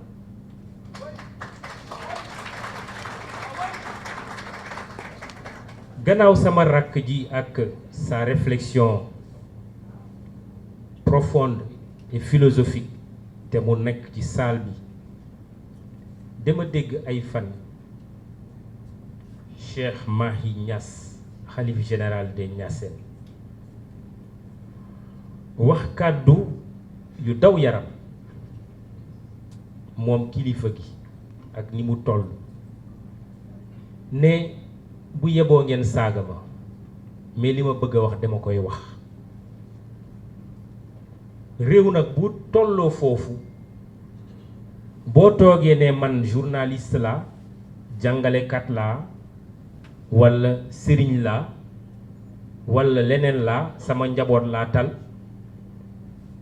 ah boo moytul bu lakkee de doo ci des loolu moo tax Thierno wax na ko jóg dafa jot madame le ministre Zahra Iyane Thiam wax na ko jóg dafa jot lu tax ma gëm ni jóg dafa jot parce que ku nekk bu ma la xoolee sa xar kanam loolu lay gis lu tax ma ne loolu lay gis Kondeto parce que boo toogee lu mel nii nga woo nit ñi nga gis ñi ngay liggéeyal tey ñu taxaw ak ñi nga doon liggéeyal démb ñu taxaw ñu wuy si la sa xel war na dal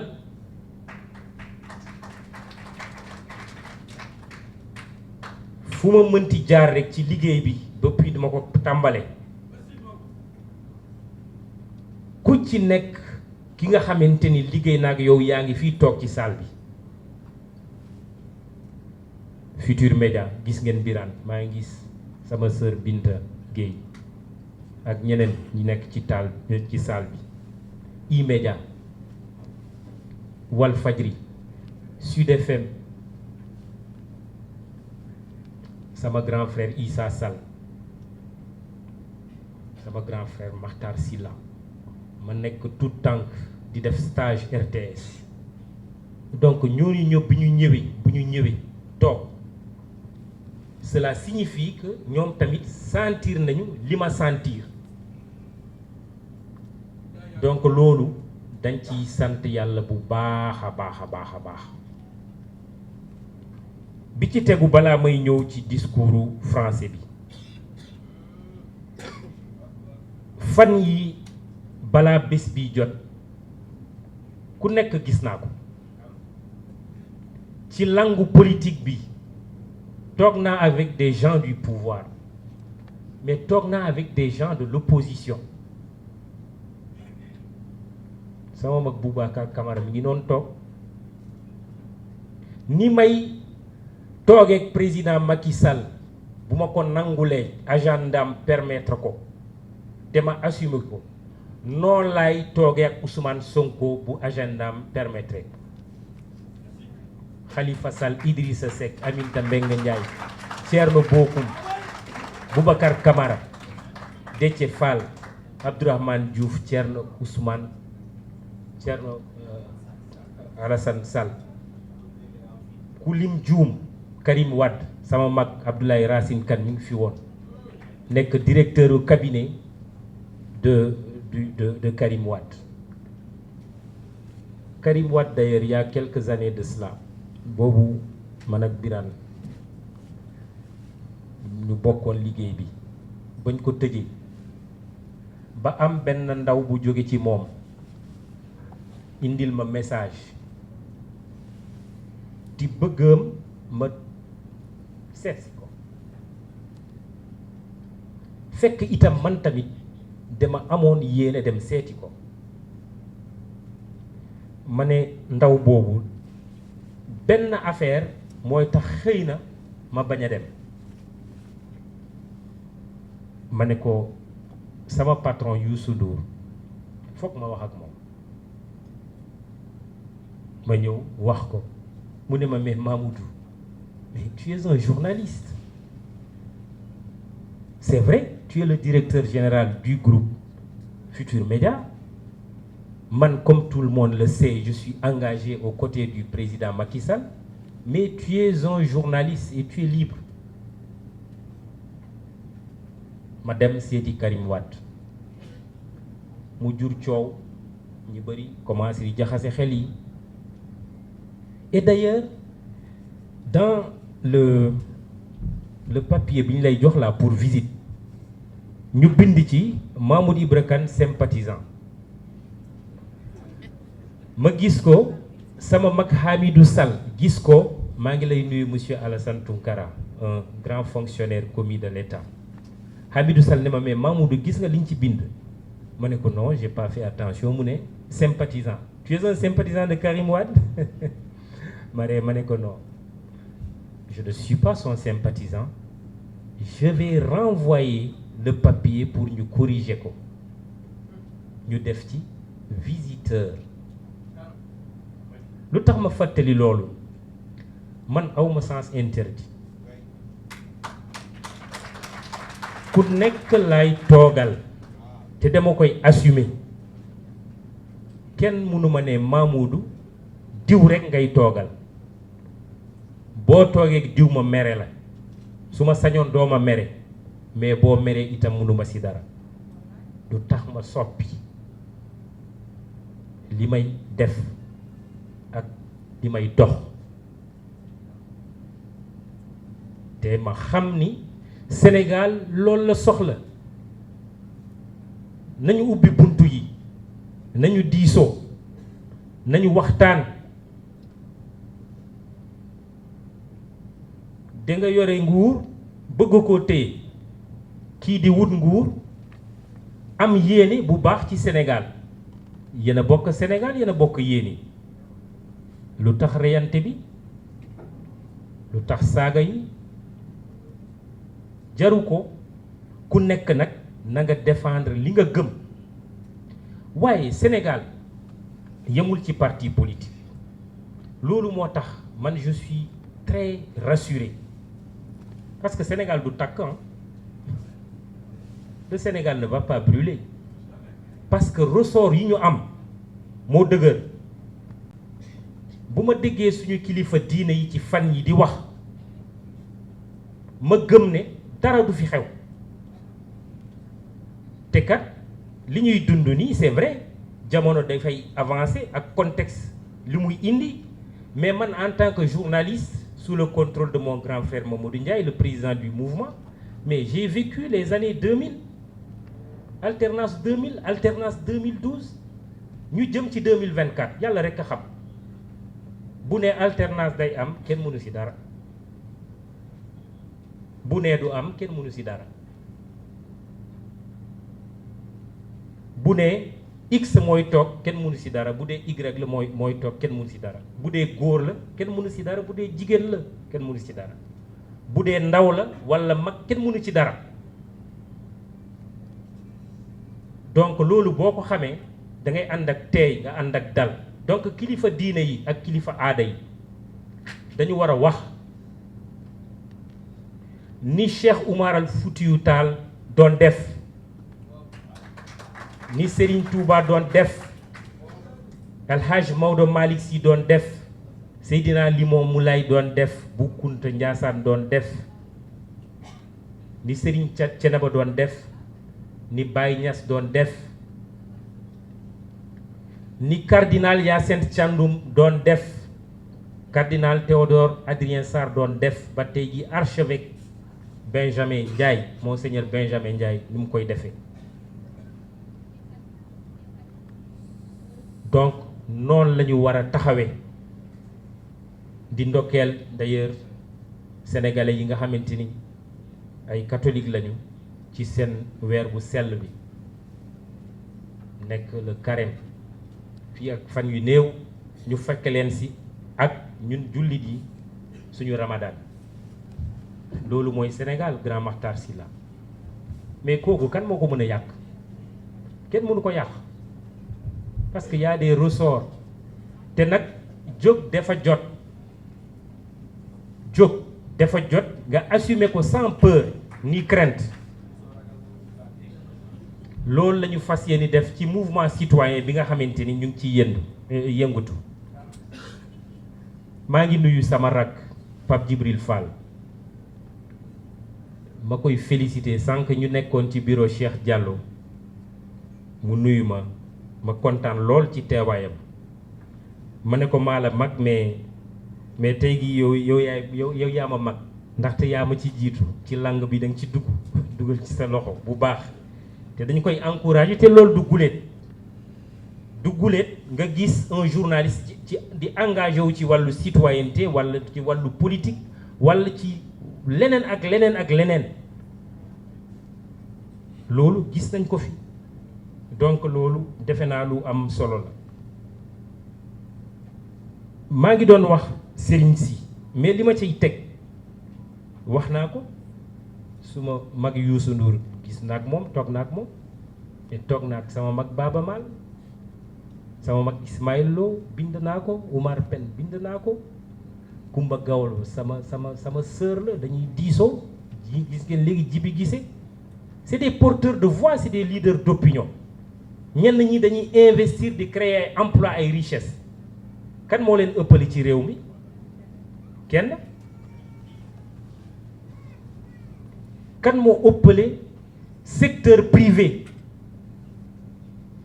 un Baydi Agne Pierre Goudiaby Atepa Adama Lam wala Serigne Mboup bu CCBM maa ngi gis aussi Serigne Mboup nekkoon DG Société africaine de raffinage ñoom Mbagnick Diop ñoom Idi Thiam UNACOIS ñoom Ala Dieng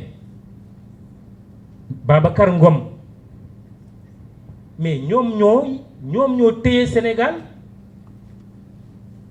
ci wàllu xëyu ndaw ñi mais ñooñu bu ñu fi nekkul woon kan mooy créer emploi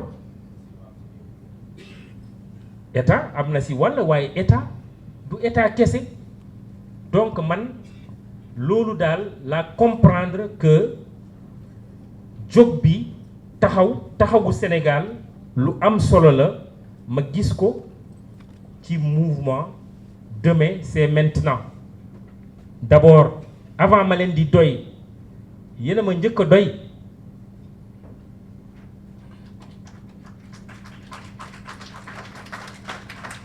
donc maa ngi leen di gërëm di leen sant ci loolu te bu soobee yàlla dinañu dem fu sore incha allahu rabbi ci maintenant le discours en français puisqu'il faut sacrifier à la tradition. Mamadou Ndiaye, Monsieur le Président, Madame Ndoumbe Sakhoba, secrétaire générale, la grande sœur Aïssatou Fall, xarit bi Chérif Ndianor maa ngi koy gis fii ginnaaw Abdoulaye Bokoum maa ngi koy gis fële. Je vous dis oui, j'accepte. Je dis oui, oui et oui.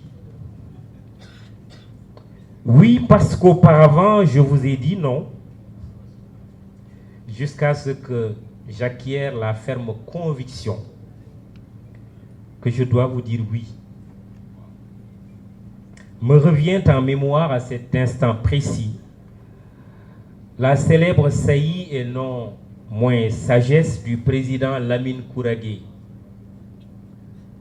Un oui n'a de sens que si celui qui le prononce a la capacité de dire non.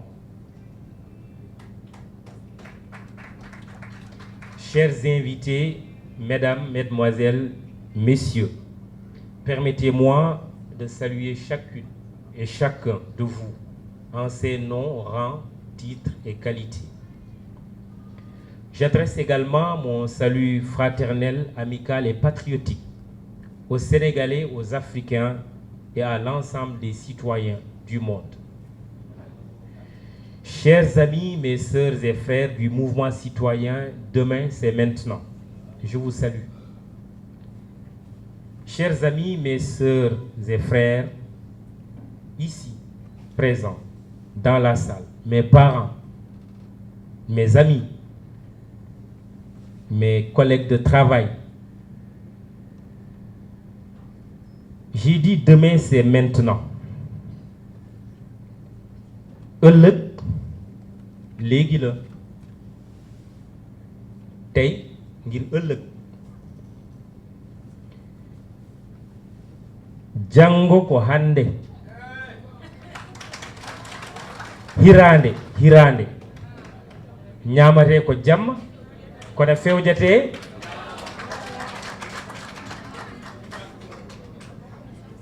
humbane ni linkia ci soninke o fete hayeyu ci séréer kajom miñe ci jola samalong biti ci mandeng fanda won tia ci mankañ baxal ñangoye ci bédik dorox etian ci basari lolu moy demain c'est maintenant. Au cœur de votre démarche, le mot co-construction que vous n'avez jamais cessé de répéter lors de nos différents entretiens, co-construction, le mot est lâché. Co-construction, cher ami Abdoundoukour Kachindaou, avec notre intelligence collective, notre action collective et notre énergie positive. Co-construire parce que, du point de vue du mouvement citoyen Demain c'est maintenant, de Léopold Sédar Senghor à Macky Sall, en passant par Abdou Diouf et Abdoulaye Wade, on a certes beaucoup construit. Mais notre conviction est qu'on a très peu construit. Demain ne se contente pas seulement de constater avec les deux mains. Notre mouvement devenu mien invite à l'action pour bâtir ensemble le Sénégal dont nous rêvons. Mbolo moy dole. Khalatando, khachando, dorando, tabakh, tabakhando. N'est-ce pas, Boubacar Camara? Tabakh, mais tabakhando. Ñoo bokk jëmukaay ndax ñoo bokk suñu réew. Sénégal niñ koy waxee mooy sunu gaal. Nous pouvons ne pas avoir la même vision. D'ailleurs, ne sommes-nous pas riches de nos différences et de notre diversité? Ce qui compte est que nous avons la même ambition de progrès pour notre pays, un égal amour pour notre patrie et un commun vouloir de vivre ensemble qui fonde notre nation. Les valeurs que nous partageons et qui nous unissent sont plus fortes que l'insignifiant qui nous sépare. Entre les extrémismes et les radicalités de tous bords, demain c'est maintenant dit balle à terre, balle au centre. Notre cher pays, le Sénégal, doit se gouverner par l'équilibre des forces en mouvement. Balle au centre, pour utiliser la métaphore footballistique et faire un clin d'œil à nos vaillants lions. Balle au centre, disais-je, pour une définition, j'allais dire une redéfinition des règles du jeu. Il faut ouvrir le jeu politique. Il faut nourrir et entretenir le jeu démocratique. Il faut libérer les énergies positives et même les énergies négatives, le cas échéant. N'est-ce pas que les contraires s'attirent? En un mot, il faut faire revivre le génie sénégalais. Ce génie est en train de somnoler. Il faut le réveiller, car il sommeille en chacune et chacun de nous. Balle au centre, parce que je suis de la génération intermédiaire. 88 arts, comme les 68 arts. 88 arts, pour ne pas dire la génération 88, à l'image de nombreuses personnes ici présentes. J'appartiens à cette génération qui constitue la ligne médiane des différentes générations qui font société et sens. Nous, de cette génération tampon, avons perdu 2 années scolaires dans notre parcours. Une année blanche et une année invalide. Cependant, nous avons toujours su faire montre de résilience et de résistance. Je confesse que nous avons cassé des bus, des télécentres et des stations-service. Mais nous n'osions jamais franchir le Rubicon. Malgré l'aveu, je le concède, j'espère que je ne serai pas arrêté.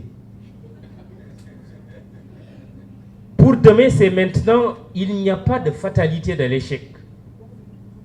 Nos réussites et nos échecs dépendent en grande partie de nous-mêmes. Comme le dit à juste raison le grand penseur brésilien Paulo Coelho, il n'y a qu'une chose qui puisse rendre un rêve impossible, c'est la peur d'échouer. N'ayons ni peur ni crainte. Demba jeex.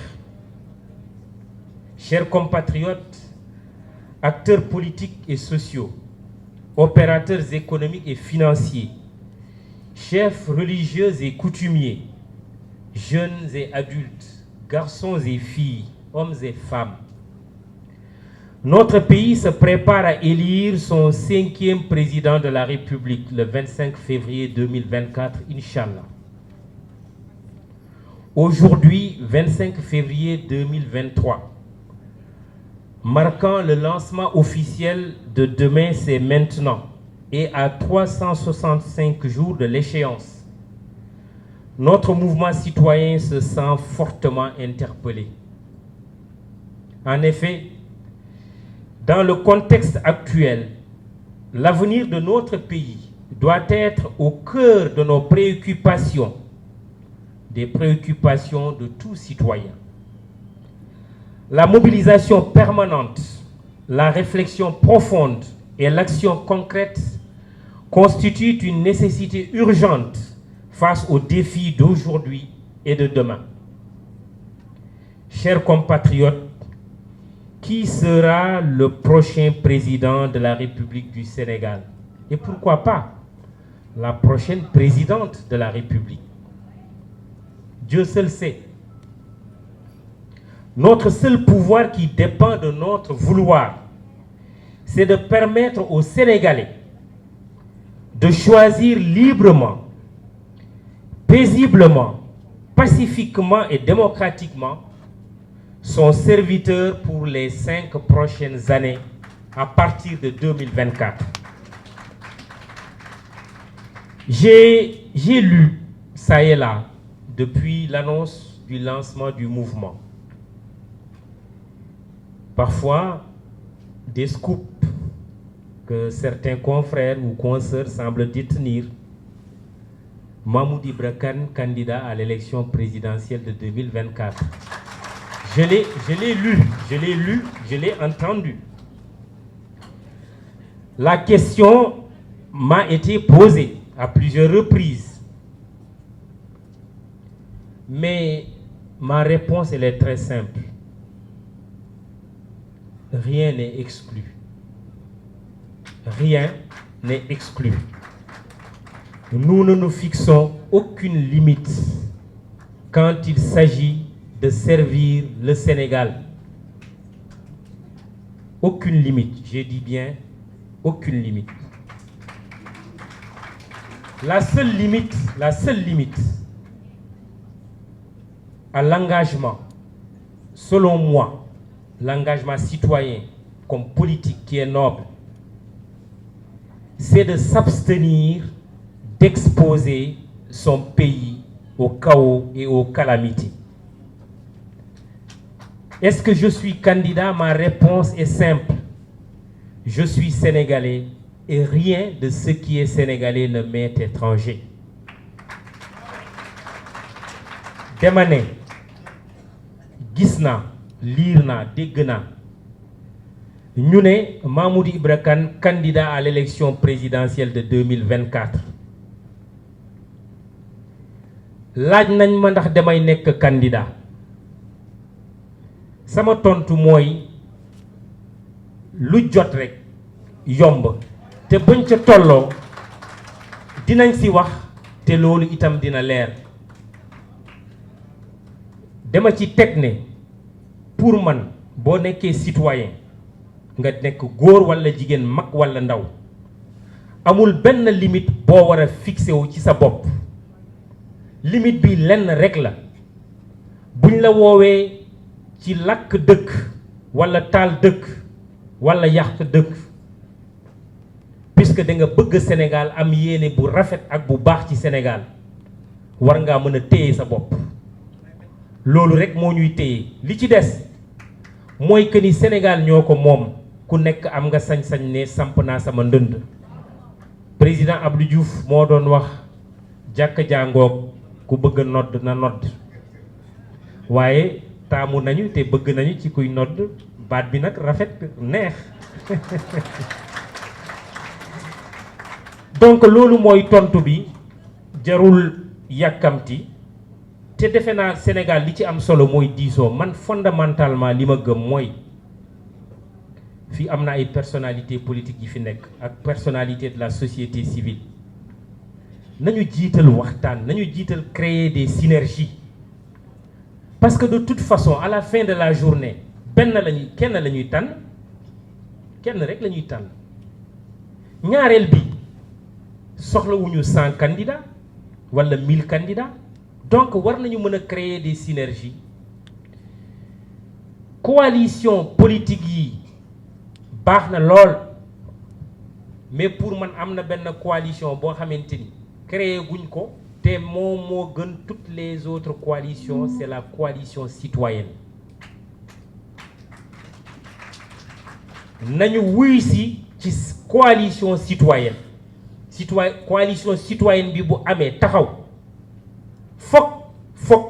foog Sénégal change loolu moo des nañ ci taxaw te xam naa ni Mamadou Ndiaye seen mouvement citoyen demain c'est maintenant dina jiital loolu di diisoog nit ñi sans sens interdit comme ni ma ko waxe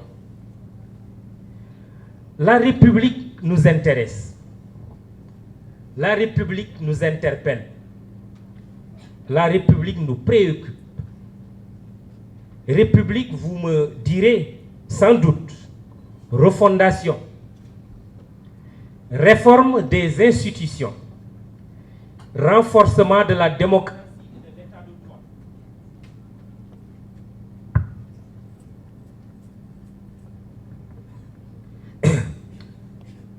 Renforcement de la démocratie et de l'état de droit. Restauration des valeurs. Rectification des erreurs. Réduction du train de vie de l'État. Réflexion sur l'avenir et le devenir de la nation. Rassemblement de nos poussins à l'abri des 1000 ans, comme nous y invite notre hymne national. Respect des biens publics et privés. Responsabilité citoyenne assumée. Nous venons de citer les 10 commandements en 10 R qui nous semblent essentiels pour la préservation de la République. L'enjeu est donc de préserver la République, la démocratie, l'état de droit, la justice et les valeurs morales, gages de notre cohésion sociale. L'avenir dure longtemps, dit Althusser. On peut ajouter, l'avenir se prépare maintenant. Demain, c'est maintenant, soyez-en assurés et rassurés. Jouera sa partition avec conviction, sérénité, lucidité, mais sans concession sur nos valeurs partagées et notre idéal de vie en commun. Ici et maintenant, laissez-moi vous dire ce qu'on ne dit pas assez et qui, de mon point de vue, est à l'origine de nombreux malentendus dans notre pays. Adulte, toi adulte, tu as été jeune. Jeune, toi jeune, tu seras adulte. Femme ou homme, garçon ou fille, tu es avant tout un humain. je ne jetterai la pierre ni à l'un, ni à l'autre, car le jeune ou l'adulte, parce que je l'ai entendu souvent, la jeunesse est une bombe. Je ne suis pas d'accord. La jeunesse n'est pas une bombe.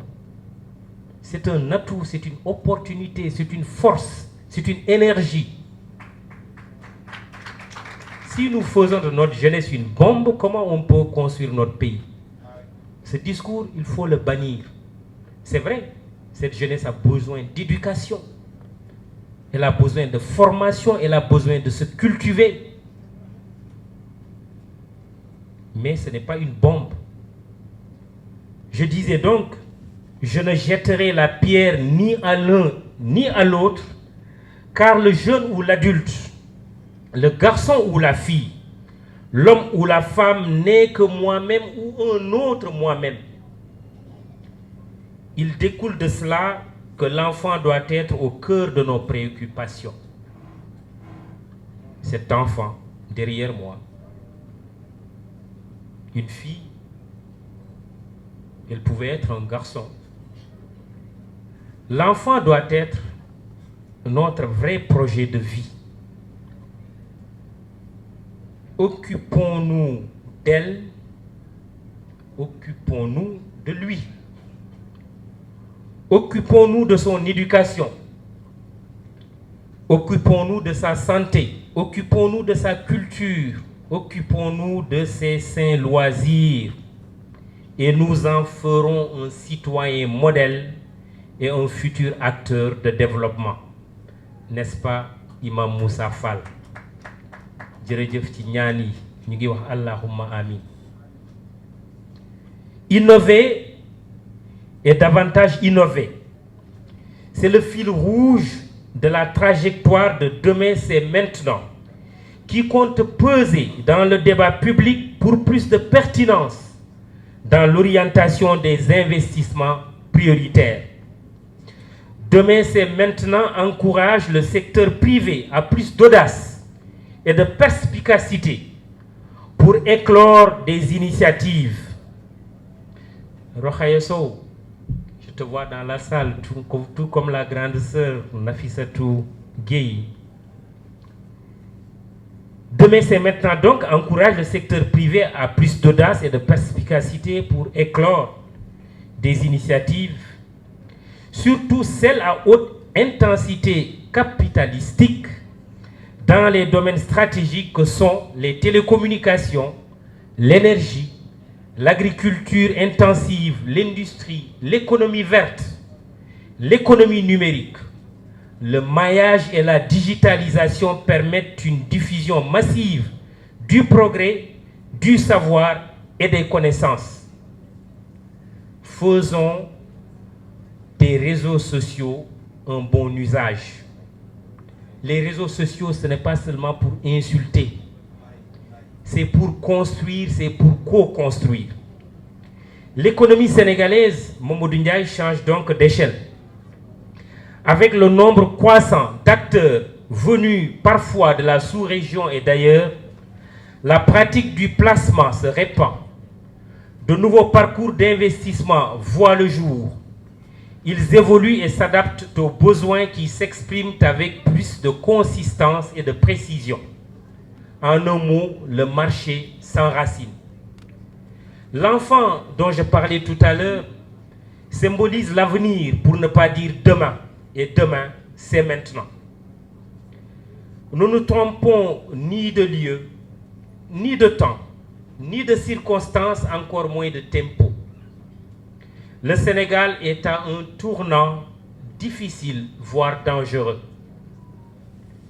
Une bonne conduite pour lui tracer une voie stable et sûre, avec un horizon visible et dégagé, c'est ce qui est souhaitable.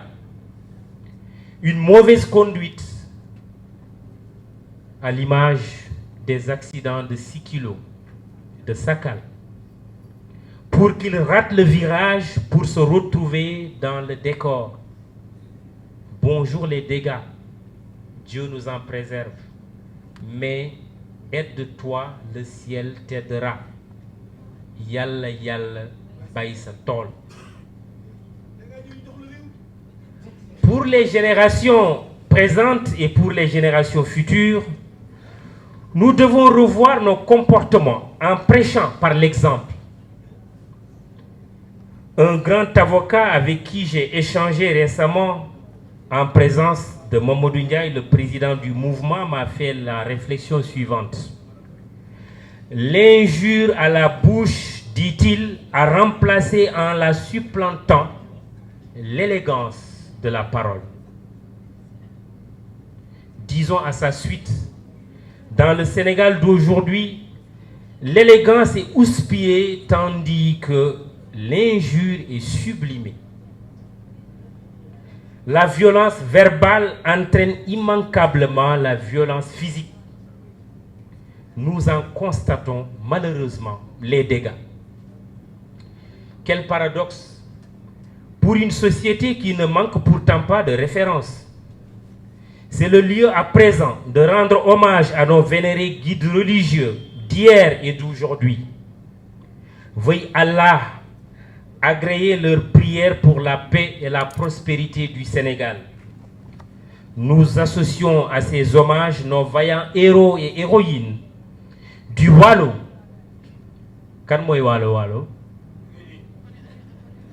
Du Jolof, du Kayor, du Baol, du Plouf, du Fouladou, du Oundou, du Fouta Toro, de Cabrousse, bref, du Sénégal entier, qui ont sacrifié leur vie pour préserver notre honneur et notre dignité. Nous devons mériter leur héritage. En pensant aux faits d'armes de nos aïeuls, je me rends définitivement compte que nous sommes tombés dans ce que je me plais d'appeler et que Ndoumbe a rappelé le piège des indépendances qui nous fait trompeusement croire que notre histoire date de 1960. Archi faux. Défaisons ce piège en nous inspirant davantage de nos marabouts, de nos guides, de nos rois et reines, de nos révolutionnaires tels Thierno Souleymane Baal avec sa charte de bonne gouvernance, ou encore Soundiata Keïta avec la charte du Mandé ou de Kouroukan Fouga. À cette étape de mon discours, je me tourne vers le Sénégal des faiseurs, le Sénégal des constructeurs. Je veux nommer le Sénégal qui produit, qui transforme, qui donne et redonne de l'espoir. Chers compatriotes créateurs de richesses et d'emplois, vous qui prenez au quotidien le risque d'investir, vous êtes aussi le Sénégal. L'autre mamelle qui produit, c'est également vous, les braves travailleuses et travailleurs. Vous qui suez sang et eau pour faire bouillir la marmite familiale, tout en partageant vos revenus au sein de la société au nom de la responsabilité, de la solidarité et de la générosité. Vous êtes à coup sûr, Maître Ousseynou Babou, de vaillants combattants contre la pauvreté, dans les villes comme dans les campagnes, dans les bureaux comme dans les maisons. Est-ce qu'on pense à nos vaillantes mamans, nos vaillantes épouses, nos vaillantes sœurs qui travaillent dans les maisons, nos vaillantes femmes de ménage? Il faut qu'on passe un peu plus, un peu davantage à elles. Dans les villes comme dans les campagnes, disais-je, dans les maisons et dans les bureaux, les usines et les champs, vous êtes et vous faites le Sénégal. N'ayez pas peur, n'ayons pas peur. Comme le dit Cheikh Diallo, auteur d'un succulent ouvrage sur le leadership, Cheikh Diallo qui nous a accueillis cet après-midi. Et dans cette auguste salle, Madiba, Nelson Mandela, Cheikh Diallo dit, quand le chef dit allez-y, le leader dit allons-y. N'ayons pas peur donc. Le Sénégal d'abord, le Sénégal avant tout, le Sénégal toujours, debout pour demain. Demain, c'est maintenant. Vive la République, vive le Sénégal, vive l'Afrique et merci de votre aimable attention.